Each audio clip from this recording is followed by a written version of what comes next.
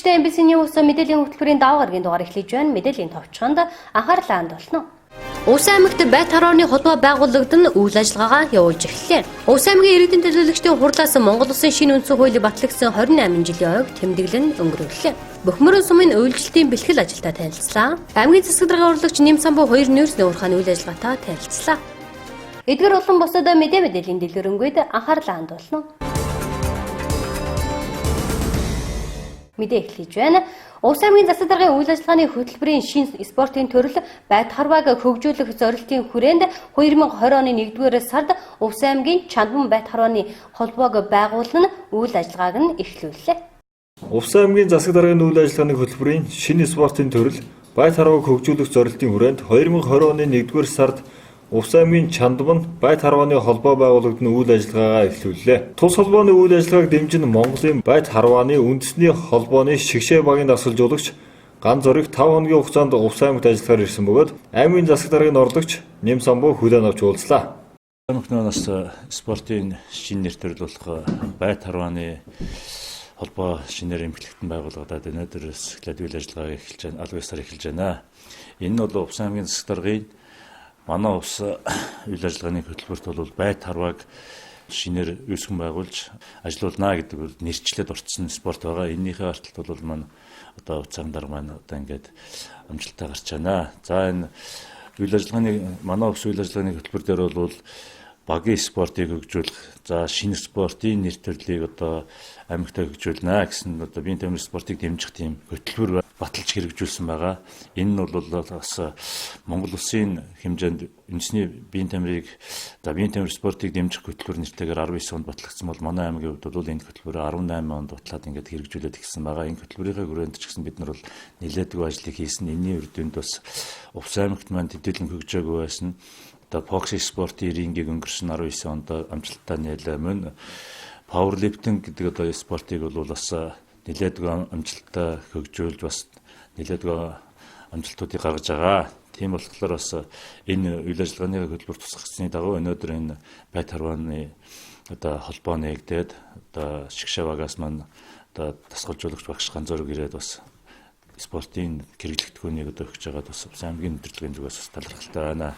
Мөн одоо энэ манай улс үйл ажиллагааны хөтөлбөр тусгацсныхаа дагуу хөгжлийн бэрхшээлтэй иргэдийг одоо бас спортын төрлийг хөгжүүлэх гэдэг дээр бол өдөр хонхот бомбог гээд энэнийг бол хараагүй иргэдийнхээ дунд бол өнгөрсөн жил Солонгосын дасгалжуулагчийг авчирч бас сар гаруй хугацаанд ажилласан байгаа. Энэ бол бас нэлээдгүй бас одоо хөгжлийн бэрхшээлтэй иргэд рүүгээ хандсан спортын төрөл болсон. Энэ бас Монгол улсад маань бас амжилттай хэрэгжээд энэ Монгол улсын хэмжээнд бол бас амжилттай гаргаад явж байгаа. Өнөөдөр бол бас энэ шинэ төрлийн холбоог үүсгэн байгуулад шинээр одоо эмхлэгдээд аваад явхад бол за манай залуучууд маань манай Баттур захирал маань одоо холбооны тэргүүнээр сонгогдсон байна. Ингээд энэ залуучтай бол бүрэн дүүрэн итгэлтэй аваа явна гэдэгт бол бас итгэлтэй байна. Ингээд энэ спортын шинэ төрөлд амжилт гаргахыг бас хөөх залуучууд бол нь одоо Увс аймгийнхаа ард иргэдээс бас хүсье. Энэ бол бас Увс аймгаас маань бол энэ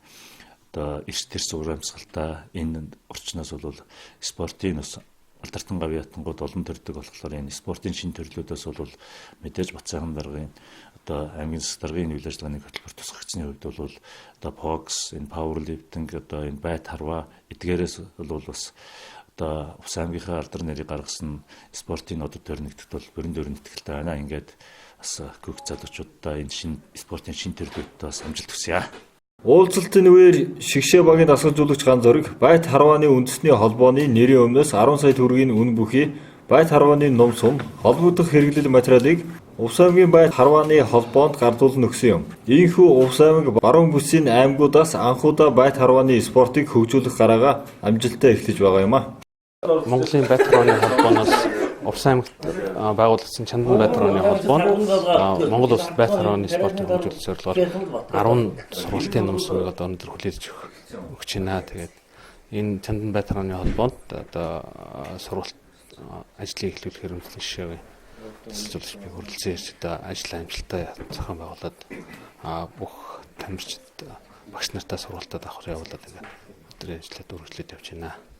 За энэ жил Монголын байт харвааны холбоо баруун 5 аймаг эмэгт одоо бай тарооны спортыг хөгжүүлэхээр төсөл гаргаад энэний дагуу 11 сард аймаг бүрээс 2 засалжуудч сургуулж одоо ингээд ихний холбоо байгуулагдаж байна. Одоо үргэлжлүүлээд Баян үлгийн ховд одоо говьалтай завхан аймагуудад үргэлжлээд дараагийн клубуд байгуулагдана. Эх жилээс буюу 2 жил гэж одоо энэ 2020 онд одоо зүүн бүсийн 5 аймгийг дахиж одоо бай тарооны спортыг хөгжүүлэхээр одоо дахиж клубуудыг нээн ажиллуулна. Зам бацхан намайг Амбатар хогтой хамт өгдөг. Увс аймгийн Чандун бай тарооны холбоог Увс аймгийн Застаран Бацаахантай санаачлаад үүсгэн байгуулад 2020 оны 1-р сарын 2-нд бичвэрт бичгийн 5 тэмдэг албан ёсоор үйл ажиллагаа Увс аймагтай явуулж байгаа. За манай холбооны үндсэн зорилго гэх юм бол олимпийн төрөл болох топ спортод багтдаг бай тарооны спортыг Увс аймагтай хөгжүүлэх 10 жилийн хүүхдүүдэд ахлах тунд ангийнхандаа голчлон хөгжүүлж спортыг таниулаад хүүхдүүдийг дуртай энэ спортод дуртай болгоод цаашд ердөөс ингээд тамирчин болгох зорилготой. За тамирчин болгож байгаа зорилго нь ямар ч юм нэхэр Монголын бай тарооны холбооноос 2028 оны Олимпиад бай тарооны спортоор бүтэн баг оруулах гэм зорилготой байна. За энэ зорилгыг хэрэгжүүлэхийн тулд урт хугацааны төлөвлөгөө шаардлагатай. Орон нутгаас төрөн гарч байгаа өрсөлдөх чадвар сайтай тим тамирчдыг орон нутгаас илрүүлж хөгжүүлснээр тэднийг өндөр түвшинд бэлдснээр одоо энэ Монголын бай тарооны үндсэн зорилго болох одоо Олимпиад бүтэн баг оруулах, төв дэлхийн уралдаан тэмцээнд амжилттай оролцох ийм боломжийг бүрдүүлэх юм. За энэ зорилгынхаа хүрээнд Монголын бай тарооны холбоо нь баруун 5 аймагт бай тарооны спортыг хөгжүүлэх тийм төсөл хэрэгжүүлж байгаа. Энэ төслийн эхний үе шатан болохоор баруун бүсийн 5 аймагт бай тарооны спортыг хөгжүүлэх тийм төсөл хэрэгжиж байгаа эхний шатанда. За энэ төслийн хүрээнд бол манай Увс аймгийн Чандун бай тарооны холбоо байгуулагдсан. Одоогоор баруун бүстэй яг энэ бай тарооны холбоогоор албан ёсоор байгуулагдаад үйл ажиллагаа явуулж байгаа анхны холбоо болж байгаа, анхны дугуулын секц болж байгаа. Бай тароо нь хүүхдэд хүлээцтэй тогтвортой бие мэдрэх олон талын хүмүүжил олгодог спорт юм. Увс аймгийн Чандун бай тарооны холбоо нь үйл ажиллагаагаа өргөжүүлэн аймгийн сумууд болон сургуулиудад секц дугуйлан явуулах өсвөр үе хүүхэд залуучууд насан туршидыг олноор хамруулах зорилготой байгаа юм а. Дараагийн мэдээ. Увс аймгийн иргэдийн төлөөлөгчдийн хурлаас Монгол Улсын шинэ үндсэн хууль батлагдсны 28 жилийн ойг тэмдэглэн өнгөрүүллээ. Монгол Улсын шинэ үндсэн хуулийн 28 жилийн баярыг тохиолдуулан Увс аймгийн Алдар цолтоо 48 бүхий барилдаанд анхаа тэмцээнийг зохион байгуулж үзэгчдийн дунд азтан шалгаруулан өргөн дэлгэр тэмдэглэн өнгөрүүлсэн юм. Увс аймгийн иргэдийн төлөөлөгчдийн хурлаас Монгол Улсын шинэ үндсэн хууль батлагдсны 28 жилийн ойг тэмдэглэн өнгөрүүллээ. Монгол Улсын шинэ үндсэн хуулийг 1992 онд манай аймгаас 21 хүн оролцсон батлалцаж байсан бөгөөд үндсэн хууль батлагдсны 28 жилийн ойг тохиолдуулан аймгийн иргэдийн төлөөлөгчдийн хурлын дарга Насанбат орон нутагт ажиллаж амьдарч байгаа шинэ үндсэн хуулийг батлагдсан депутатуудыг хүлээн авч санал сэтгэгдлийн сонсож хүндэтгэл үзүүллээ. За өнөөдөр шинэ үндсэн хууль батлсны 28 жилийн ойг зориулсан үндэсний өрхийн барилдаанд нэг Увс аймагт амжилттай сайхан зохион байгууллаа. Тэгээд үндсэн хууль батлахад Увс аймагаас бол анх 21 хүн очиж одоо шинэ үндсэн хуулийг баталцаж байсан. За өнөөдөр яг орон нутагт одоо ажиллаж амьдарч байгаа 4 хүн байгаа. Одоо Монгол Улсын хөтөлбөрийн Баатар, Жанцсан самбуу, Бэмжавга, Бородоогоо, Батцахгүй гэдэг 4 хүн яг орон нутагт бол ажиллаж амьдарч байна. Тэгээд шинэ үндсэн хууль батлаж байсан эдгээр 4 одоо ахмадуудтай бас эрүүлэг сайн сайхныг хүсэж байна. Нийт увсчуудтай бас шинэ үндсэн хууль батлсны баярын мэндийг хүргэж эрүүлэг сайн сайхан бүхнийг хүсье өрөө. За энэ жилийн хувьд бол өнгөрсөн оны хувьд бол үндсэн хуульд бол нэмэлт өөрчлөлтийг 11 сарын 14-нд бол баталсан байгаа. За энэ нэмэлт өөрчлөлтийг хийхдээ бол одоо 3 удаа ард түмний дунд одоо хэлэлцүүлэг авч саналыг авч одоо иргэдийн дундаас хамгийн одоо олон санал авсан одоо 6 бүлэгт одоо өөрчлөлт орсон байгаа. Тэгээд шинээр батлагдсан үндсэн хуулийг хэрэгжүүлэх өөрөг бол Монгол Улсын иргэн бүрт байдаг. Тэгэхээр Монгол Улсын иргэн бүр одоо үндсэн хуулиа дээдлж, үндсэн хуулиа сахиж, мөрдөж, үндсэн хуулийг бас хойч үедээ бас сурталчилж таниулгын ажлыг бас иргэн бүр өөрсдөө ухамсарынхаараа бас энэ ажлыг бас хийж залуучуудаа хүүхдүүдийг бас энэ Монгол Улсын үндсэн хуулийг одоо таниулах энэ ажилд бас идэвхтэй оролцохыг уриалж байна. Тэгээд аймгийн иргэдийн төлөөлөгчдийн хурлаас бас саяхан Батбагтаас орсон үндсэн хуулийн нэмэлт өөрчлөлтийн талаар бас иргэдэд чиглэсэн нэлээд ажлуудыг бол хийж байгаа. За энэ хуулийг султчлах, үндсэн хуулинд орсон нэмэлт өөрчлөлтийг бас иргэдэд одоо хөргөх зорилготой энэхүү арга хэмжээг бол зохион байгуулж байна. Тэгээд цаашдаа бид нар бас энэ иргэдийн дунд айл өрхөдөд бас энэ үндсэн хуулинд орсон нэмэлт өөрчлөлтийг бас иргэдэд хөргөх юм ажлыг бас хийх гэсэн ийм төлөвлөгөөтэй ажиллаж байгаа. Ингээд нийт монголчуудаа ирж буй 20 онд эрүүл хас жаргалтай байх, ажил үйлс өдөр байхын ёроолыг төвшүүлж байна. Монгол улсын шинэ үндсэн хууль батлагдсны 28 жилийн хойно баярт зориулсан улс аймгийн алдар цолтой хүчит 48 бүхэн барилдаанд энэ сарын 11-ний өдөр бүхэн өргөнд зохион байгуулагдлаа. Бүхэн барилдаанд улсын начин Сумья, аймгийн нарслан Бадарчаар манлайлуулсан 48 бүх барилдаснаас Тэс сумын харьяат аймгийн харцах Батмөх 6 даван төрүүлж, Тэс сумын харьяат аймгийн биеийн тамир спортын газрын ахлах дасгалжуулагч аймгийн нарслан Бадарч 5 даван зүрлэж, Шөвгийн 3-т Өмнөгөв сумын харьяат Төр Батнаар шалгарн үлдлээ. За баярлаа. Үндсэн хуулийн барилдаанд баярлаж төрүүлсэнд баяртай байна.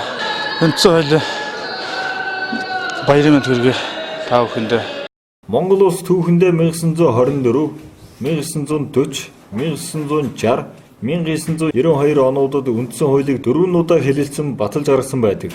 Монгол төрийн тулгуур баримт болох үндсэн хууль нь төр иргэн хоёрын харилцааны үндсийг тодорхойлж, шудраг ёсны талаарх ард түмний суурь үнэлэмжийг илэрхийлдэг дээд хэмжээний нийлбэр юм а.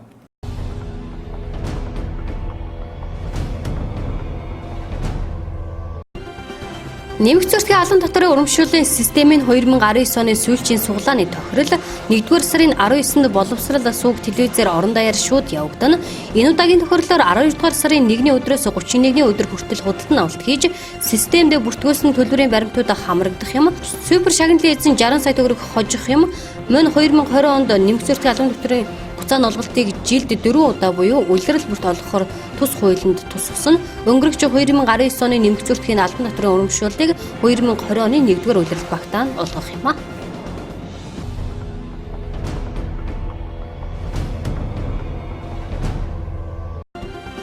Онцгой байдлын байгууллагын үндэс суурь болсон Монгол Улсад галт хөмөртэй тэмцэх байгууллага өсөж хөгжсөний 98 жилийн ойн баяр өнөөдөр тохиож байна. 1922 оны энэ өдөр буюу 1-р сарын 13-ны өдрийн Ардын засгийн газрын 35 дугаар тогтоолоор галын аюулаас хамгаалах байгууллагыг байгуулж байсан түүхтэй түүнчлэн 1999 онд галын аюулгүй байдлын хуулийн төслийг боловсруулан улсын хурлаар батлуулснаар галт хөмөртэй тэмцэх байгууллагын үйл ажиллагааны эрх зүйн орчин бүрдэж, ойх ярийн болон объектын төмрөөс урьдчилан сэргийлэх унтраах шалтгаан нөхцөлийг тогтоох, галт хөмрийн хэрэг бүртгэх ажлыг хариуцсан хууль зүйн сайдын эрхлэх асуудлын хүрээнд засгийн газрын хэрэгжүүлэгч агентлаг галт хөмөртэй тэмцэх газар болгон зохион байгуулжээ. Харин Монгол Улсын засгийн газрын 2004 оны 1-р сарын 7-ны өдрийн анх дугаар хуралдаанаар тус газрыг онцгой байдлын ерөнхий газрын бүтцэд нэгтгэсэн түүхтэй юм гэж онцгой байдлын ерөнхий газраас мэдээллээ.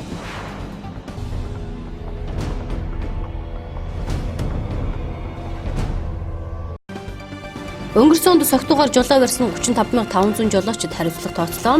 Согтуугаар жолоо барихын жолоочийн хажууд нь яваа зорчигчдын тэр бүхэл гудамжинд явган зорчигчийн амнаас эрсдэх аюултай алхам. Гэвч өнгөрсөн оны байдлаар 35500 орчим жолооч согтуугаар жолоо барьсныг тээврийн цагдаагийн албанаас арга хэмжээ авсан байна. Бүр согтуугаар жолоо барьж эрхээ асуулсан хэрнэ дахин согтуугаар жолоо барьсан огт үнэлэхгүйгээр жолоо барьсан 6391 хүнд шүүхээс 7-оос 30 хоног хүртэлх хөрхиалаар шийтгсэн байна. Согтууруулахандаа хэрэгэлсэн үедээ жолоо барьсан бол жолоо барихын эрхийг 1 жилийн хугацаатай хасаж 400 сая төгрөгөөр торгох арга хэмжээ авч байгаа. Гэвч эрхээ асуулсан ч дахин согтуугаар жолоо барьдаг, жолоо барих эрх сэргийлэгсэн ч эргээд согтуугаар тээврийн хэрэгсэл жолоодог жолооч нар байсаар байна. Тиймээс өөрийн болон бусдын амнасыг эрсдэлд оруулж байгаа согтуугаар жолоо барьж байгаа эдгээр иргэдэд тооцох хариуцлагыг чангаруулах мөн согтуугаар жолоо барих нь ямар хор уршигтай талаар ухуулга хийх шаардлагатай юм.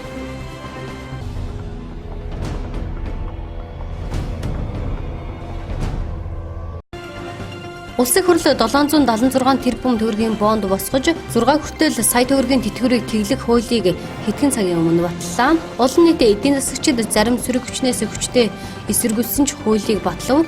Тэгвэл энэ хуультай холбоотой шүүмжлэл гадна талаас ч ирж эхэллээ. Олон улсын валютын сангийн Монгол улсыг хариуцсан ажлын хэсгийн ахлагч Reuters агентлагт илгээсэн мэдээлэлдээ Монгол улс олон улсын валютын сантай байгуулсан гэрээгээ зорчсон тэтгэврийн зээлийг цуцлах энэ санал 2017 онд олон улсын валютын сантай засгийн газар тохиролцсон хэрэгжүүлж эхэлсэн хөтөлбөртэй нийцэхгүй байна гэсэн юм. Эрх баригчдын популяцист амлалт дотоодын нийт бүтээгдэхүүнд эзлэх өрийг 2%-аар нэмж одоо манай улсын нийт өр 22.6 төгрөг байна. Инфляци төгрөгийн ханшид дарамт учруулна гэж анхааруулж байгаа юм. Ерөнхийлөгч Баттулгын ажлын хэсэг баасан гарагт тайлбар хийх хүсэлтэнд шууд хариу өгсөнгүй гэдгийг дурдсан байна. Манай улс 2017 онд олон улсын валютын сангийн өргөдсөн санхүүжилтийн хөтөлбөрт хамрагдан тус сангийн өмнө олон өрөг хүлээсэн юм. Эрдэнэ нутгийн засгийн газар олон улсын валютын сантай хийх хэлэлцэлд оролцсон гарын үсэг зурсан 2017 оны 5 дугаар сарын 24-нд баталсан хэлэлцээг дараагийн засгийн газар хөлбөрлөлтгүй дагж мөрдөх үүрэгтэй.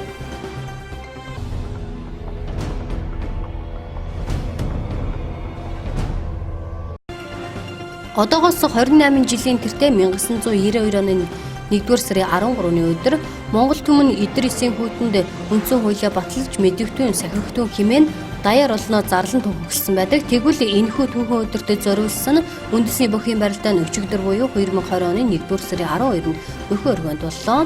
Улсын аварга Батсуур улсын Арслан Пүрүү дагуунаараа манлайлсан хүчит 128 бүхийн барилдаад Завхан аймгийн Яруу сумын харьяат Gem International компани бүхэн аймгийн зан лагу гэрэл урамтаа сайхан барилданд төрүүлж Хөвсгөл аймгийн Галт сумын харьяат улсын өсөх хэдрэгчин хөгчрөнгөр үзүүрлээ. Оны эхний барилдаар энэ болдог тул өгчүүд олноор барилддаг. Аврага Арслан 2-2-ын даваанд аймгийн цултнуудад өвдөг шороодсон бол төрөв бүхэл лагу гэрэл онцгой сайн байгаа Ховд аймгийн Хоёр харцаг Ханга Батүлзийн нарыг 5-6-гийн даваанд дараал нь хайж төрүүлээ. Тэрбэр улсын аймгийн алдар цолтой бүхийн барилдаанд анхудаа төрүүлж байна. Чөлөө төхөр 125 кг-ийн улсын аварга болсон идэрхэн хүчтэнд спортын өндөр амжилт хүсье. Дараагийн мэдээ аймгийн засаг дарга урлагч эрчим хүчний зохицуулах зөвлөлийн дарга нэм самбуугаар ахлуулсан ажлын хэсэг үйлчлэлийн бэлтгэл ажлын хүрээнд сумдын нэгдсэн халаалтыг газар дээр нь очиж үзэж танилцах ажил бөхмөрөн сумаас эхэллээ. Улс аймгийн засаг дарга урлагч эрчим хүч зохицуулах зөвлөлийн дарга нэм самбуугаар ахлуулсан ажлын хэсэг үйлчлэлийн бэлтгэл ажлын хүрээнд сумдын нэгдсэн халаалтыг газар дээр нь очиж үзэж танилцах ажил бөхмөрөн сумаас эхэллээ. Бөхмөрөн сумын хэмжээнд халаалт ямар нэгэн асуудалгүй хэвэн байгаа бөгөөд дэвшил ус компани 2013 оноос бөхмөрөн сумын засаг даргын тамгын газар эрүүл мэндийн төв, сургууль, соёлын төв, цэцэрлэг зэрэг төрийн 5 байгууллагыг нэгдсэн халаалтаар халааж хэрэглэгчид дулаанаар бүрэн хангагдан нөөцийн 100 дизель мотортой нөөц нацоостой аюулгүй байдлыг бүрэн ханган үйл ажиллагаагаа явуулж байна. За 2020 оны ажлын төлөвлөгөөний тусгацсны дагуу сумдын нэгдсэн халаалтыг бас газар дээр нь очиж үзэж танилцах ажлаар Бөхмөрөн сумд ажиллаж байна. Бөхмөрөн сумд энэ үйл ажиллагаа явуулж байгаа дэвшлүүс компани маань ямарчсан 2013 оноос үйл ажиллагаа явуулсан одоо бол жигдэрсэн үйл ажиллагаа жигдэрсэн байна. За ерөнхийдөө эрчим хүчний зохицуулах зөвлөл нь аймгийн зүгээс бол тавьдаг шаардлагууд сумдыг нөөц зүүхтэй болох, нөөц дизелийн станцтай цахилгаан өсгөртэй болгохаа гэдэг шаардлагуудыг тавьдаг. Энэ компани маань энэ жил одоо 2019 онд бол шин зүүх, нөөц зүүх ашиглалтанд оруулсан байна. За одоо нунтаг үнсээ бол бас тусад нь хадгалах гэдэг шаардлагуудыг бол мэргэжлийн хэлтүүдээс тавьдаг. Тусад нь тэр шаардлагуудыг ямар ч байсан бүрэн дүүрэн хангаад ажиллаж байгаа юм байна. Ингээд Бөхмөрөн сумын дээр үйл ажиллагаа явуулдаг нэгдсэн халаалтын компанитай бол ямар ч газар дээр нь танилцаад явж байгаа үйл ажиллагаа нь бол жигдэрсэн хэвэн явж байна. Ингээд үйлчлэлтийн бэлтгэлийн ажлын хүрээнд бас энэ сумдын одоо нэгдсэн халаалтуудыг одоо газар дээр нь явж танилцах ажлууд ингээд Бөхмөрөн сумаас эхлээд явж байгаа юм аа. За өнөөдөр манай энэ ном даралтын уурын зуухан дээр аймгийн засаг даргын урлагч нэм самбуугаар ахлуулсан ажлын хэсэг хэрж ажиллаа. Манай энэ уурын зуухан 13 оноос хойш тасралтгүй үйл ажиллагаа явуулж байгаа. Манайх 10 гүн орон тоотой дарга сантехникч ээлжийн 8 ажилтнтай одоо хүртэл кевин үйл ажиллагаа явуулж байгаа. 5 байгууллага халаадаг манайх. Тэгээд манайх нөөцийн нэг зуухта дизель нэг мотортой нөөц ноцоостой бүхэм аюулгүй талаас бүхэм хангагдсан байгаа юм. бүх хувцас хонор, нормал хувцас хонор бүгдийг нэгж байгаа. Тус сумыг халаалтаар хангадаг дэвшил ус компани сумын иргэдийн эрүүл аюулгүй амьдрах орчныг бүрдүүлэх бургамтгай хөө тортгийг сумын хэмжээнд тараахгүй байгаль орчин ээлтэй байлгах зорилгоор хөө тортог бүхий нунтаг үнсийг тусдан битүү савнд хийж хадгалж байгаад сумын нэгдсэн хогийн зэгт хүргэдэг байна. Манай энэ байрсны юу болохоор энэ гарч байгаа утаа хөө тортог хадгалдаг тийм нунтаг үнс хадгалах зорилттой нааталын том хаалга нь нэгэд авчаад машин зэрэгцэл зогсоожаад аччихдаг цаад жижиг хаалгаар нь тэргээр үнсээ оруулцдаг ийм зорилттой. Энд хадгалжаад ачих болохоор нь усаар нөтөлж жаад бургуулах юм байхгүй.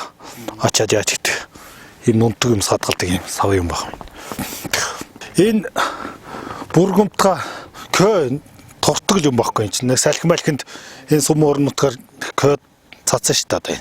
Түүнээс хамгаалж энд битүү савнд хадгалж байгаа юм. Тэгээ битүү савнд хадгалах болохоор янз бүрийн байдлаар бүргэж барьж ин байгаль орчин бохирдуулах аюултай. Тийм учраас ийм битүү савнд хадгалж байгаа. Дэвшил ус компани Бөхмөрөн сумын төрийн 5 байгууллагын халаалтыг 2013 оноос хойш 7 жил тасралтгүй хангаж ирсэн бөгөөд эрчим хүчний зөвлөл болон аймаг орон нутгийн зүгээс тавьсан шаардлагыг биелүүлэн аюулгүй байдлыг бүрэн ханган ажиллаж байна. Дараагийн мэдээ. Аймаг засгийн урлагч Нямсан богор ахлуулсан ажлын хэсэг Бөхмөрөн суманд ажиллах үеэрээ тус сумын нутаг дэвсгэрт үйл ажиллагаа явуулдаг хотхрын нүүрсний уурхай, эрчим баяуулгын нүүрсний уурхайны үйл ажиллагаатай газар дээр нь очиж танилцсан юм. Аймгийн засаг даргын урлагч, аймгийн байгаль орчин ажилуулгын газар болон мэрэгжлийн хэлтийн газрын уулуурхай хариуцсан улсын байцаагч нар Бөхмөрөн сумын удирдлагуудтай хамт тус сумын нутаг дэвсгэрт үйл ажиллагаа явуулдаг хотхрын нүүрсний уурхай, баяуулгын аймгийн дулааны станцыг хангадаг эрчим баяуулгын нүүрсний уурхайны үйл ажиллагаатай газар дээр нь очиж танилцлаа. Өнөөдөр бид нар бол энэ хотхор ХК компани хотхор хувьчат компани талбай дээр ирээд байна. Энэ хувьчат компани талбай бол ер нь өнгөрсөн жил бол нэлээд төмөр шатсан гал ассан байдалтай байсан. Энэ жилийн 20 оны ажлын төлөвлөгөөнд бид нар тусгаад эхний ээлжинд үзэж байгаа маа. Гэхдээ энэ манай өрөлдөхөнд бол мэрэгжлийн хэлтийн байгаль орчны байцаагч нар уулуурхай хариуцсан байцаагч мэрэгжлийн байгаль орчны газрын мэрэгжилтэнгүүд гэсэн бүрэлдэхүүн дээр нь Бөхмөрөн сумын удирдлагууд нэлээд өргөн бүрэлдэхүүнтэй ажиллаж байна. Өнөөдөр бидний ажиллаж байгаа ажлын гол зорилго бол 19 онд хийсэн ажлынхаа тайлан танилцаад дүнгнээд 20 онд хийх ажлынхаа төлөвлөгөөг хамтраад гаргаад явж байгаа маа.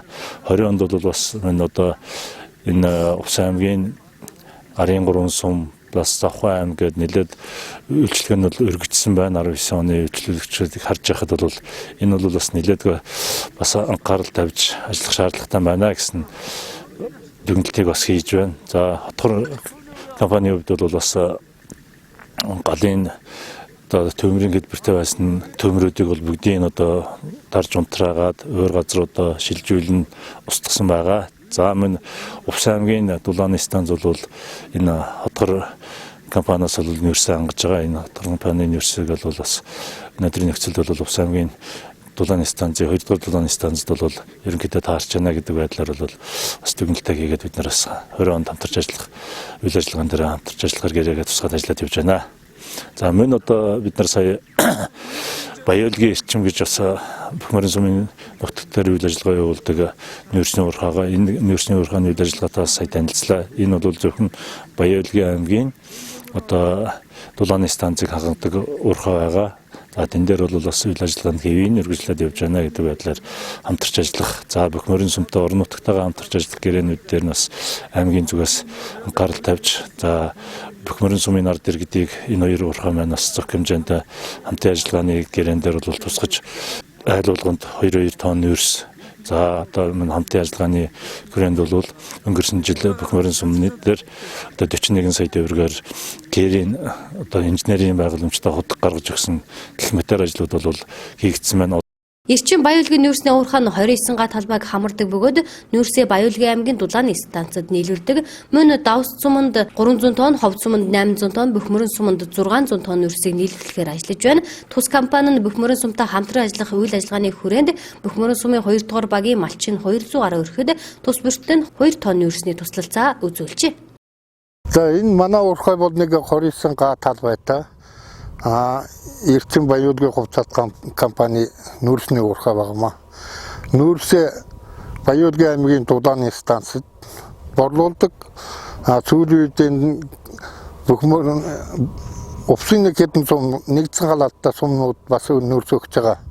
Жишээлбэл энэ бүхмөр 600 тонн, ховд сум 800 тонн авч яана. Давстад нэг 300 тонн нүүрс гаргасан байгаа. Өшөө цаана бол энэ 2 дугаар багийн малчид 200-аад өрхөд үнгүй 2 тонн нүүрс өгдөг юм.